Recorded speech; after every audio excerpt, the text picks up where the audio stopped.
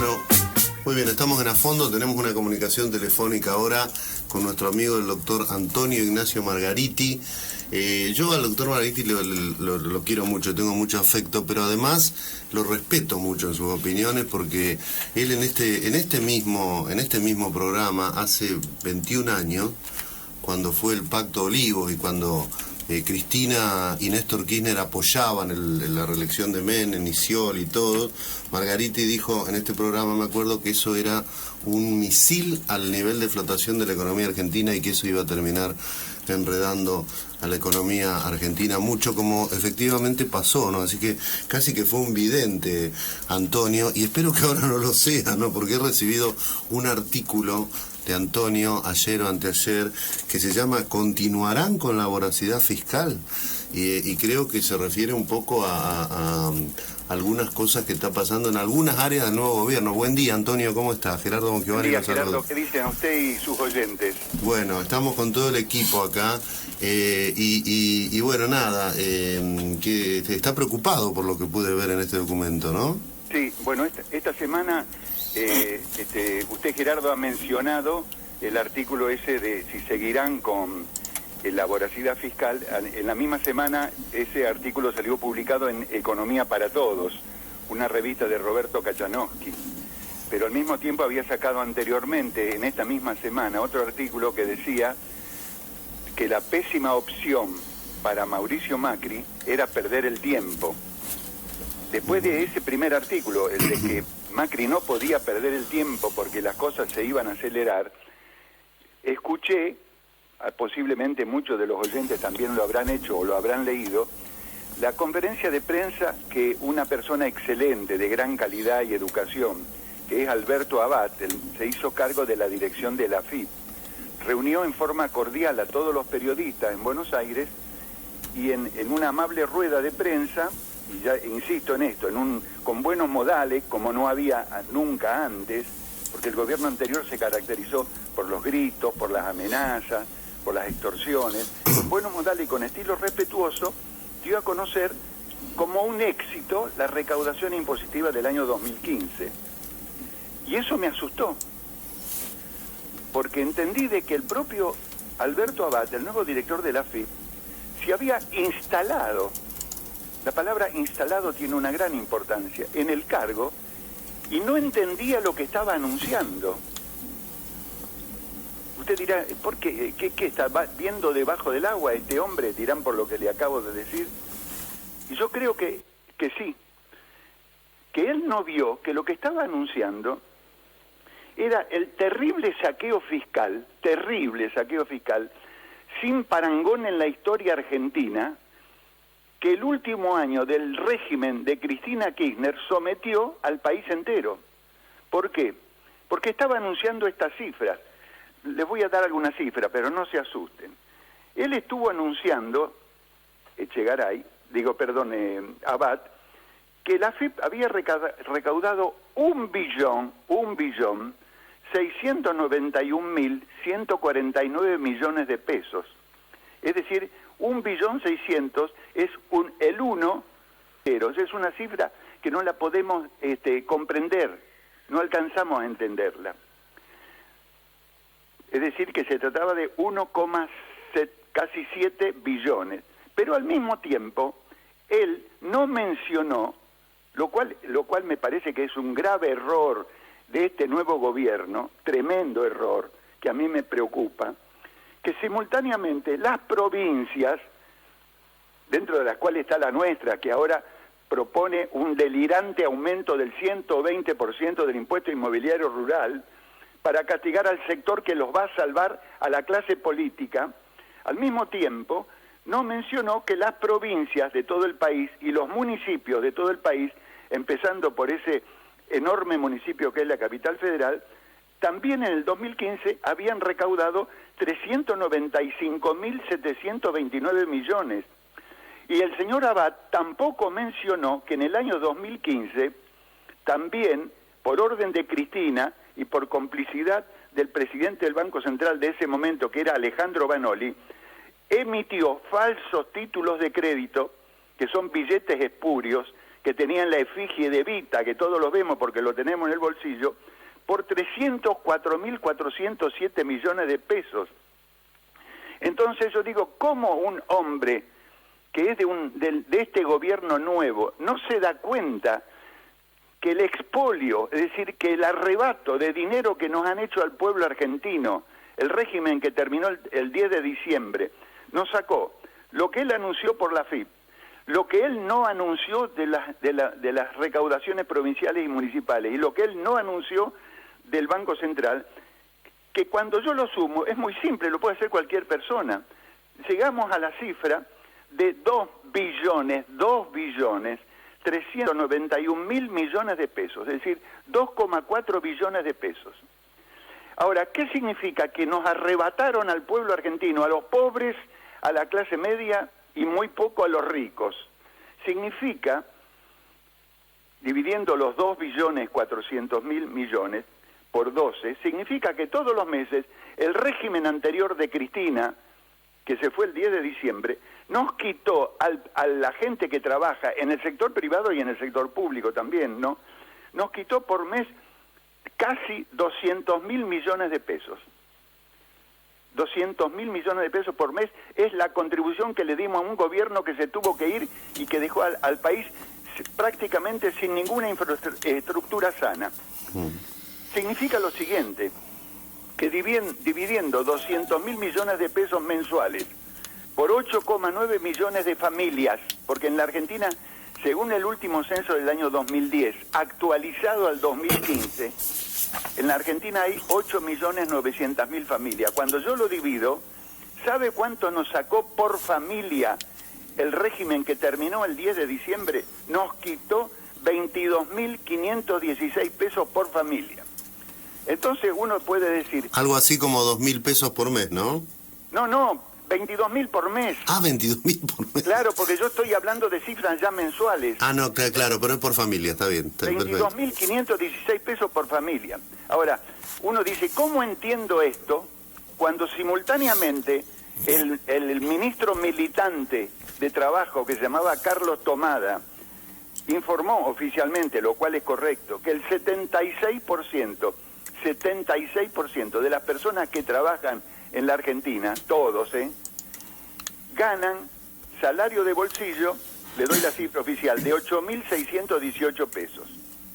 Es decir, ¿cómo pagamos 22.516 si ganamos en el bolsillo el 76%, 8.600? Por una razón muy simple, porque el valor agregado producido per cápita por cada trabajador argentino en blanco y en negro es 22.000 más 8.600, es decir, es 31.000 pesos mensuales.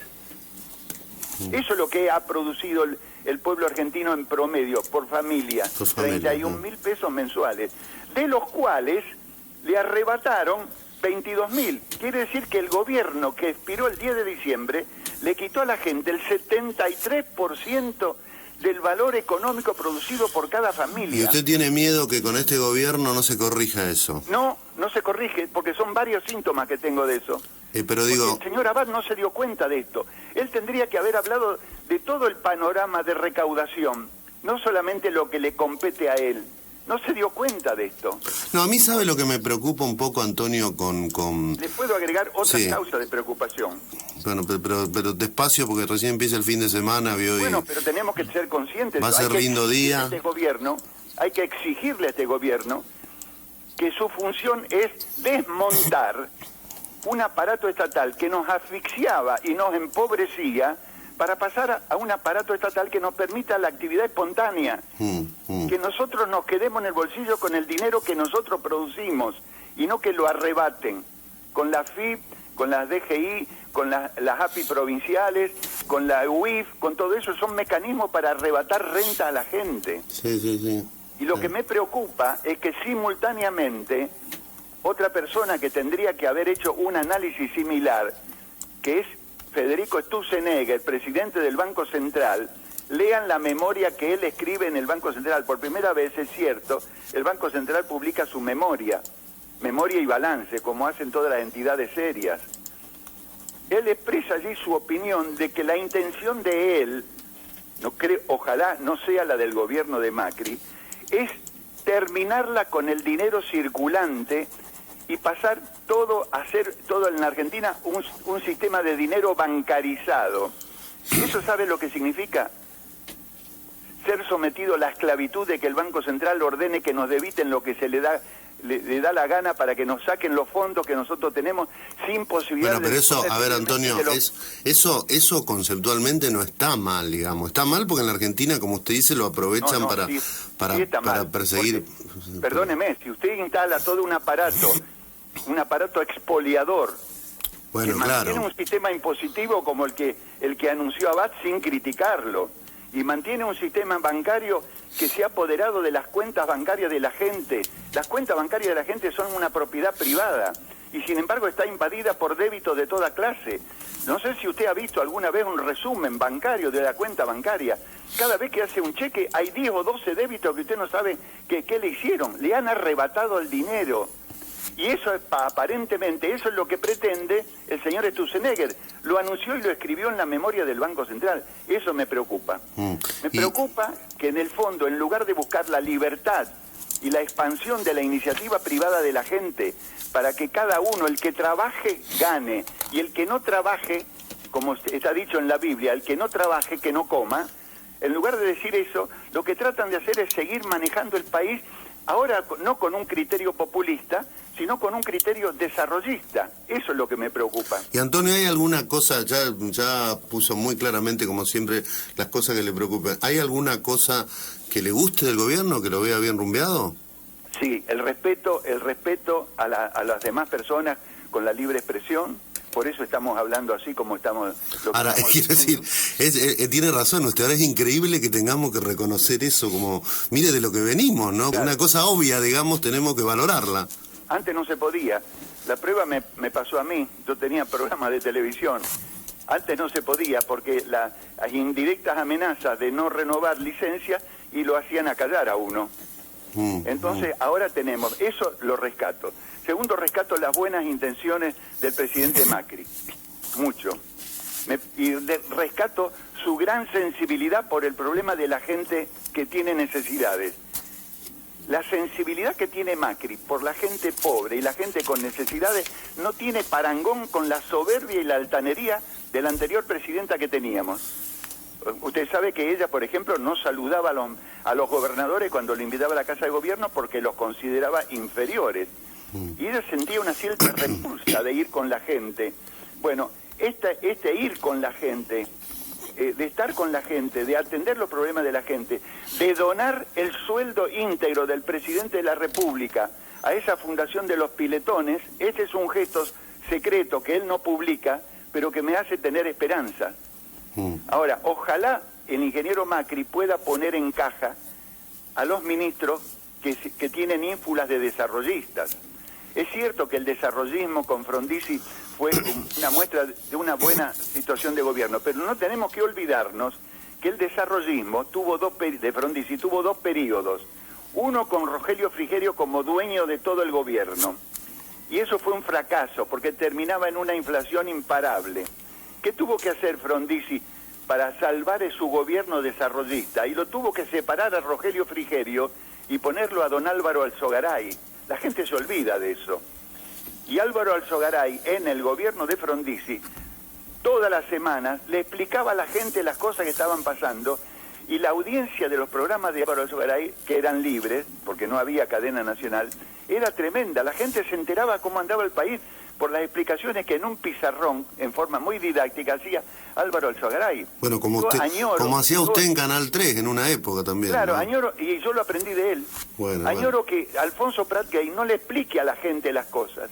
No hablan. Pero ¿sabe qué? Me parece que, la verdad le digo, ¿no? La verdad que cuando menos aparezcan los ministros de Economía, mejor, ¿no? Bueno, ¿sabe por qué? Quiero decir, los países que funcionan bien, la gente ni sabe quién es el ministro de Economía, Claro, ¿no? claro, pero la Argentina no es un país, no salimos de un país normal para pasar a otro país normal. Porque el problema que yo siento, y me permito darle una explicación bíblica, es que cuando llegan al gobierno, la gente joven, o la gente de inteligencia, o los patoteros, porque en el fondo es lo mismo, los patoteros de Moreno o la gente que sale de la Universidad Americana y llega al gobierno, se entre comillas, se instalan. ¿Sabe qué es instalarse? Es creérsela. ¿Y sabe dónde está la primera advertencia del error del instalarse?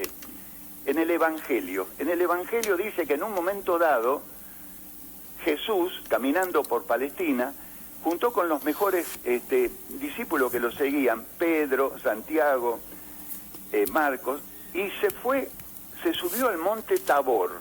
Eso está escrito en el Evangelio, como testimonio por todo el Evangelio. Subió al monte Tabor, y allí se produjo lo que se llamó la transfiguración. Es decir, que Cristo se triplicó en él, en Elías y en otro profeta de Israel. Hubo un fenómeno que los dejó a todos confundidos y en todo un estado de euforia, de agradables. Entonces, ¿qué le dice Pedro? Señor, qué bien que se está aquí, no bajemos más a la llanura, hagamos 3 carpas y sigamos aquí porque esto es el cielo.